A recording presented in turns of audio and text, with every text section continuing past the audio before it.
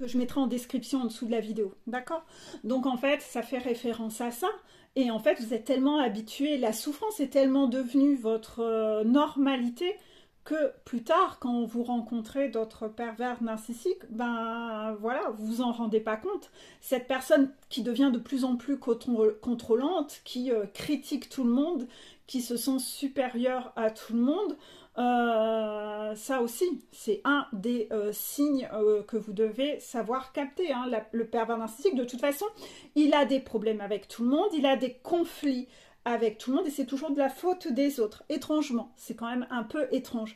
Donc souvent, au fil de sa vie, le pervers narcissique a de moins en moins de personnes autour de lui et souvent c'est l'une de ses plus grandes peurs, c'est de finir seul comme un con ou comme une conne, désolée, j'espère que ça ne sera pas censuré, mais je vois pas comment parler d'eux mieux que ça, et qu'on identifie leur masque. En général, ils ont de moins en moins d'amis et leur famille, pareil, s'éloigne parce qu'ils sont extrêmement toxiques pour leurs enfants, ils sont extrêmement toxiques pour plein de gens. Ce sont souvent des gens qui, de toute façon, trompent leur conjoint à tout va. Le conjoint n'a pas d'avis à donner, il est souvent rabaissé plus bas que terre en aparté.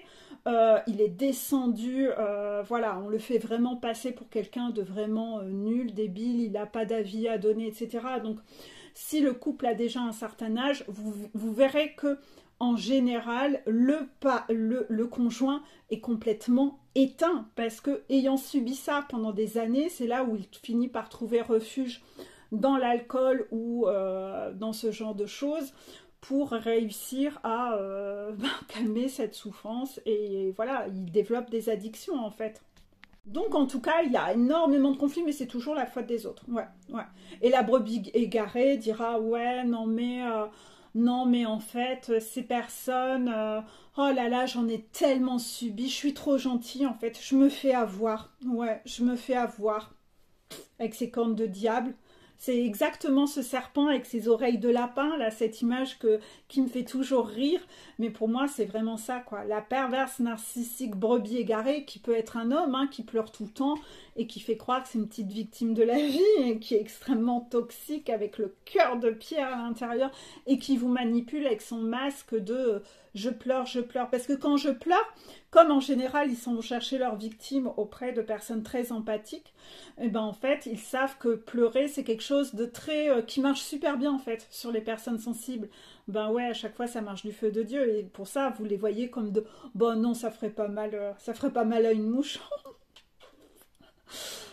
Donc voilà pour ça. Donc ces pervers narcissiques vous diront toujours que c'est vous le problème, que c'est vous qui êtes toxique, c'est vous qui êtes pervers narcissique.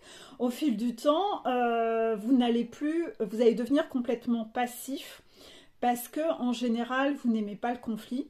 Si en plus vous avez grandi avec des parents pervers narcissiques, cette peur du conflit et cette peur d'entendre crier, etc., vous ne voulez pas du tout être une personne comme ça.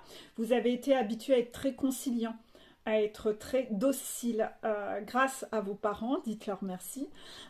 Et de ce fait, vous êtes devenu tellement docile que vous êtes, mais c'est parfait pour votre futur conjoint ou ami pervers narcissique qui, une bonne partie du travail a déjà été fait. En fait.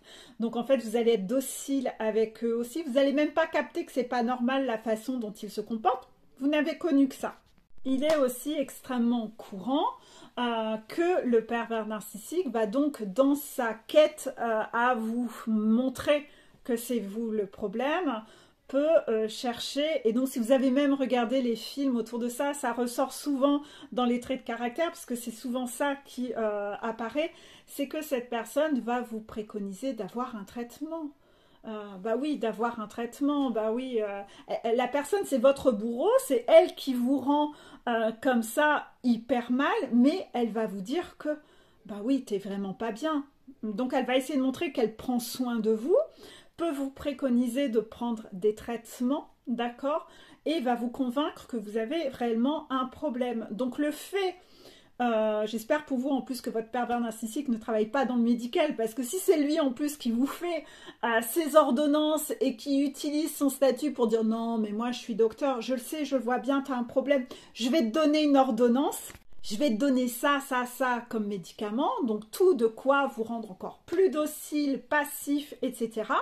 Ce qui va vous rendre encore plus hébété et vraiment dans un brouillard, hein, et vous rendre vraiment passif, parce que vous allez vraiment voir et vous persuader que c'est vraiment vous qui avez un problème. Donc en fait, cette personne va avoir encore plus d'emprise sur vous en vous droguant de la sorte, et cette personne va pouvoir utiliser ça pour en parler à tout votre cercle autour de vous, en disant non mais tu vois mon mari il a vraiment un problème, il va vraiment pas bien, tu sais c'est difficile à la maison, ah là là c'est difficile, tu sais que là il prend des antidépresseurs et des anxiolytiques etc, non il va très très mal, puis il boit beaucoup d'alcool, c'est dur, tu sais, si tu savais ce que je vis. Comme ça les personnes en se victimisant comme ça embellit leur image, et cette personne obtient la compassion des personnes.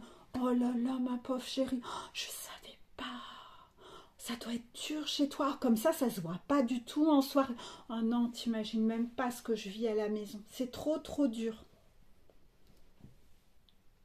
Petite auréole sur la tête, elle le fait bien, hein, elle le fait bien la petite brebis égarée, elle fait bien son petit rôle. Là vous commencez à penser à certaines personnes. Donc de toute façon, cette personne en soirée qui joue à ça constamment, vous allez vite la repérer pour le coup, hein. Elle va essayer toujours de montrer qu'elle reste là dans son couple par sacrifice. Ben oui, sans moi il est rien. Oh, je suis pas heureuse mais je reste avec lui. Ben oui je reste avec lui parce que sans moi ben oui, je sais pas où il en serait aujourd'hui sans moi, tu vois. Ah ouais, c'est dur, hein, franchement c'est dur, hein. Donc là, voilà le genre de petit sketch que pourrait vous faire la petite brebis égarée. Elles sont très très fortes à ça, et en fait elles droguent, voilà, c'est très régulier. Elles vont vraiment pousser leur conjoint à devenir passif comme ça, en les mettant toujours dans ce brouillard constant par des types de traitements comme ça, où de toute façon la personne se réfugie dans l'alcool au bout d'un moment. Enfin, c'est vraiment extrêmement fréquent. Donc prêtez attention à ça, c'est que si vous voyez que votre conjoint vous pousse à prendre ce genre de traitement au bout d'un moment, posez-vous des questions quand même, posez-vous des questions. Pour le coup, en général, souvent la victime choisit de vouloir quitter son conjoint au bout d'un temps, ou cherche à mettre de la distance avec cette personne perverse narcissique, et souvent quand vous cherchez à reprendre votre pouvoir ou à quitter, la personne, le PN ou la PN, va vous faire croire qu'elle souffre. Ah non, mais elle va vous faire des promesses, elle va changer, etc. C'est toujours des promesses dans le vent, hein. Vous pouvez essayer de couper la relation 10 fois. 10 fois, elle vous promettra des choses, et 10 fois, vous verrez que c'est du vent en fait, hein. C'est vraiment du vent. Le pervers narcissique, ça n'est que du vent, c'est que du pipeau. Tout ce qui sort de la bouche, c'est un jeu d'acteur, ça n'est que ça, c'est que de la manipulation. H24, ça souffle le chaud et le froid, ça vous détruit psychologiquement pour que vous n'ayez plus aucune estime en vous, pour que vous n'ayez plus confiance en vous, et quand vous allez chercher à les quitter, depuis des mois et des années, cette personne vous a tellement fait rentrer dans la tête que vous ne valiez rien, que vous ne seriez rien sans elle, et que surtout vous n'allez jamais, mais personne va vouloir de toi, ma pauvre fille, mais qui va vouloir de toi?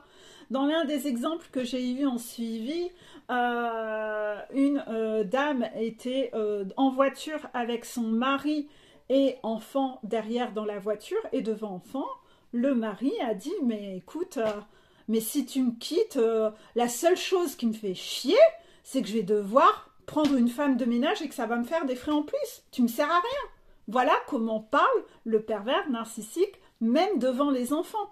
Donc à partir du moment où vous ne réagissez même plus, parce que vous réagissez même plus, ça devient votre quotidien et vous vous rendez même plus compte que c'est toxique, et que vos enfants assistent à ça, bah, autant vous dire que ça crée beaucoup de dysfonctionnement chez vos enfants aussi par la suite.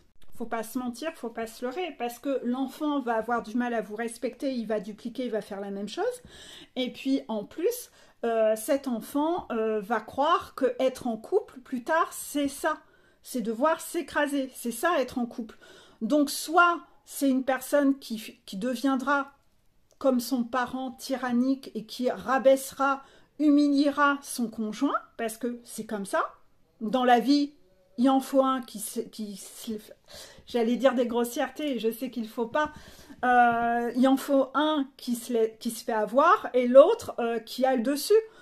Ou alors, à l'inverse, si par exemple vous êtes une femme et que vous êtes victime du pervers narcissique, votre fille va trouver normal, plus tard, d'être soumise à un homme. Parce qu'elle vous aura toujours vu, vous, soumise. Donc elle va reproduire exactement la même chose. Pour elle, ça sera normal. Donc, même si vous avez des enfants, ne reste jamais en couple avec un pervers narcissique pour les enfants.